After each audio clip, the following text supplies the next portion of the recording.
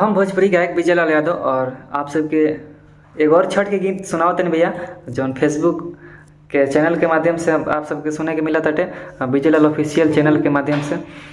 तो हम चाहब कि हमारा पेज के आप सब लाइक करी और हमरा के फॉलो करी भैया। तो आई आप सबके सुनाओ तनी कैसन बा गाना, आप सब कमेंट सेक्शन में जरूर बताएं। कहे के बा कैसे, अरे 3 दिन से भूखल तिवई करेली गोहारवा पुरबावा सेना। 3 दिन से भूखल तिवई करेली गोहारवा पुरबावा सेना। उगी आदित गोसाइया पुरबावा सेना।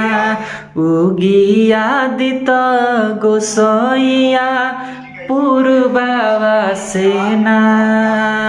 सोने कलशुपवा में फालवा सजवली रउए बाबा हो आसरा लगवली।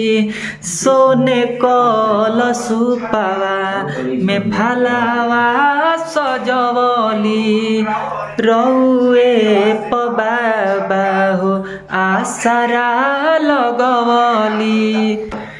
बीज सना दीप अंकित करे गुण गानवा पुरबावा सेना।